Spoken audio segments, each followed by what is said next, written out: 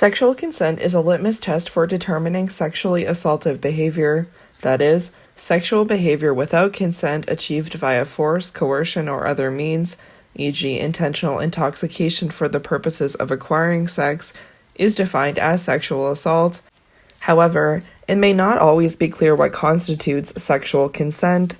Yet, sexual assault prevention tactics and initiatives focused on promoting sexual consent communication have gained widespread interest, both in terms of research and practice, in the last decade. For example, affirmative consent policies, standards, and campaigns have been promoted and implemented on college campuses in recent years in response to high rates of sexual assault. Affirmative consent refers to a yes means yes standard for determining consent to sex. In other words, consent must be explicitly communicated, verbally or non-verbally. Absence of coercion, lack of protest, resistance or refusal, and silence do not qualify as affirmative consent. It is especially important to examine men's understanding of consent in the context of sexual violence prevention, as men are more likely than women to perpetrate sexual assault and endorse attitudes and beliefs supportive of rape. Given the high rates of sexual assault victimization experienced by young women and men's engagement in sexual assault perpetration, coupled with the fact that consent is a central feature in terms of defining sexual assault, understanding sexual consent in the context of sexual violence is both timely and important.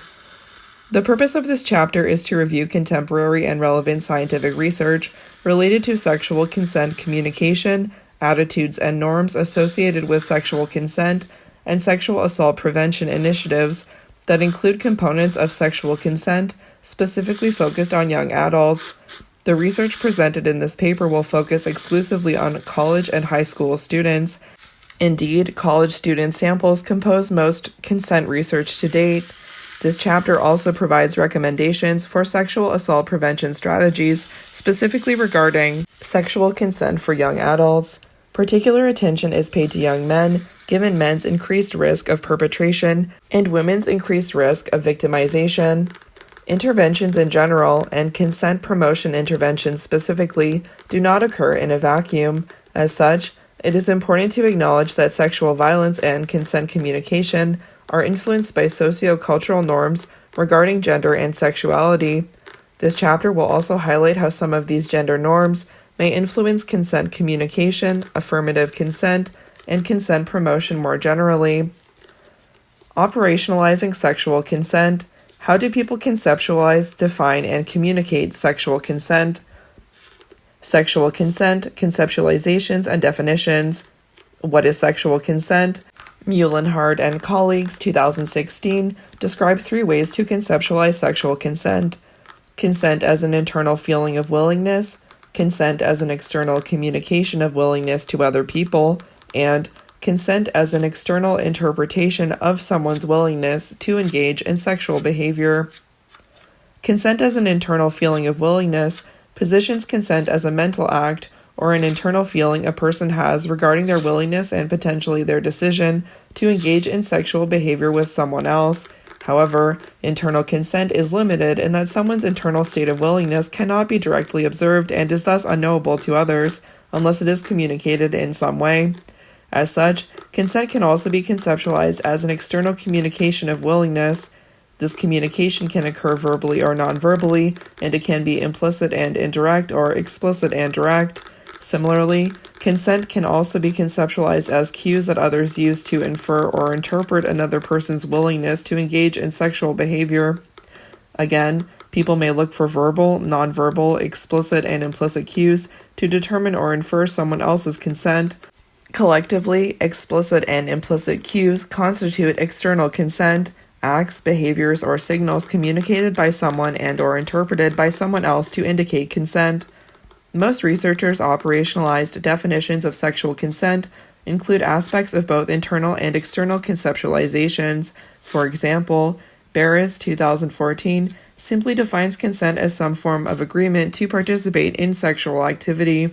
It is unclear if this agreement is one that is felt, internal consent, or one that is communicated, external consent, or both. Alternatively, Hickman and Muhlenhard's 1999 definition of consent a freely given verbal or nonverbal communication of a feeling of willingness addresses both internal, i.e., feeling of willingness, and external, verbal or nonverbal communication aspects of consent.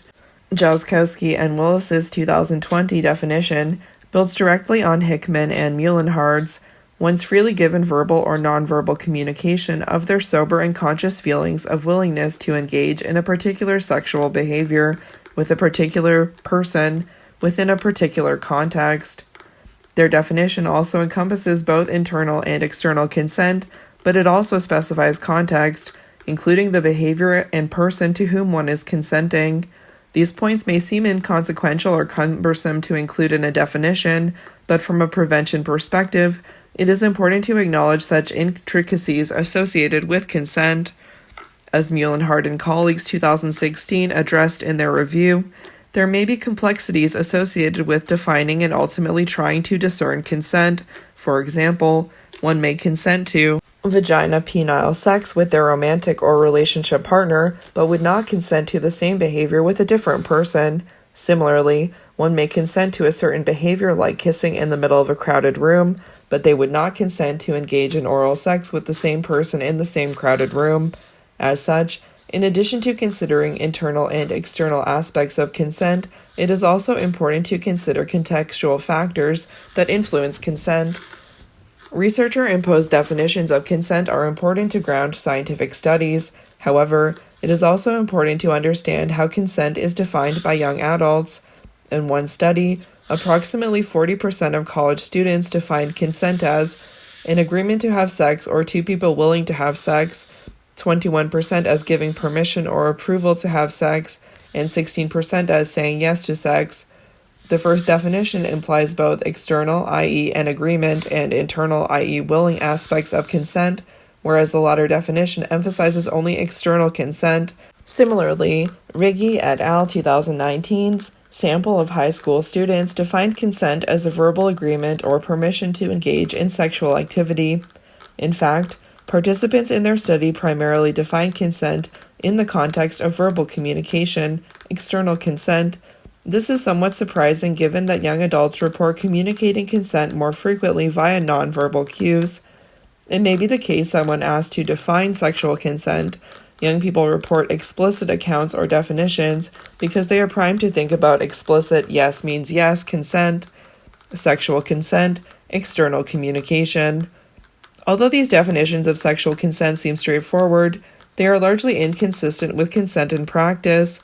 The external cues young people report using to communicate consent have been operationalized into 5 distinct categories: explicit verbal cues, straightforward verbal statements communicating agreement to engage in sexual behavior, e.g., saying yes to sex; implicit verbal cues, verbal statements that imply interest and agreement to engage in sexual behavior, e.g., asking to get a condom; explicit nonverbal cues, nonverbal behaviors or actions which are sexually explicit, e.g., just starting a sexual behavior; implicit nonverbal cues, subtle nonverbal behaviors or actions that imply interest in engagement in sexual behavior, e.g., touching another person's arm or back; no response signals, not resisting or saying no to sexual behavior and not seeming uncomfortable or distressed, e.g., not saying no or resisting a person's sexual advances. College students tend to rely on nonverbal cues, both implicit and explicit, to communicate consent more than verbal cues. However, the type of cues used to communicate consent varies based on the gender of the person communicating consent and the type of sexual behavior being consented to. Women are less likely to report using verbal and explicit cues compared with men, and more likely to report using no response signals, i.e., letting sexual behaviors happen without resisting, to indicate consent. However, when initiating sexual intercourse, men report more frequently using nonverbal cues, followed by implicit verbal cues and explicit verbal cues. And compared with genital touching and oral sex, people report using more explicit verbal cues when communicating consent to vaginal penile sex. Paying specific attention to men, preliminary findings suggest that some men may use aggressive or deceptive strategies to obtain consent. For example, in one study, approximately 14% of men reported being physical or using aggressive behaviors to indicate consent, and 27% reported telling their partner they were going to have sex with them as their way to indicate consent. Authors rationalized that men telling someone they were going to have sex could have been imprecise semantics on the part of the men participating in the study, and that they really meant they would communicate consent in some way, or it could imply a directive or order rather than a request for sexual behavior. In the same study, 12.9% of men reported using deceptive tactics to obtain vaginal penile sex, and 11.8% to obtain anal sex. These deceptive tactics primarily included participants inserting their penis into their partner's vagina or anus, but pretending it was done in error. Authors noted that the responses of these deceptive men seemed to imply that they realized their partners might not willingly consent to engage in such behavior. Thus, these men found ways to avoid the woman's refusal or resistance. Similarly, in a focus group study of fraternity men, participants indicated not explicitly asking for consent so they could avoid the sexual behavior stopping if the woman declines. For example, one participant in this study stated, "You don't ask because chances are it will be over." In these examples, it seemed as though men assume their partner will not consent to sexual behavior, so rather than explicitly ask, they prefer to proceed and potentially claim ignorance or plausible deniability. Other contextual factors such as sexual precedence, i.e. sexual history or prior engagement in sexual behavior with a specific partner, and relationship status, whether romantic or friendship, also seemed to influence the cues people report using to communicate consent. Specifically, as sexual precedence increases, people reported relying on tacit knowledge or assuming consent more than active consent communication cues, whether they be explicit, implicit, verbal, or nonverbal, to a point. As sexual precedence continued to increase, college students' use of active consent communication increased as well. This curvilinear relationship described by Willis and Jozkowski suggests that when partners have less sexual experience to draw on, they rely more on actively communicating consent, explicitly, implicitly, verbally, nonverbally, yet as familiarity increases, they initially start to assume consent via tactic knowledge, but as it continues to increase, people return to more active forms of consent communication. Similarly, college students reported using nonverbal cues more frequently in the context of a romantic relationship compared with a hookup or a novel partner. Alternatively, according to a sample of fraternity men, being in some type of relationship, long-term romantic relationship, or even friendship, resulted in men feeling more comfortable being more explicit and asking women for consent. Reihe and colleagues, 2019, report similar findings among high school students in that people in established relationships seemed to endorse tactic knowledge. However, relationship context, romantic versus hookup, seemed less important than sexual precedence among their participants. It is important to note, though, that some participants in Reihe and colleague study seemed to describe feeling as though they could not or should not refuse sex, particularly female participants. This will be discussed in more detail in a subsequent section.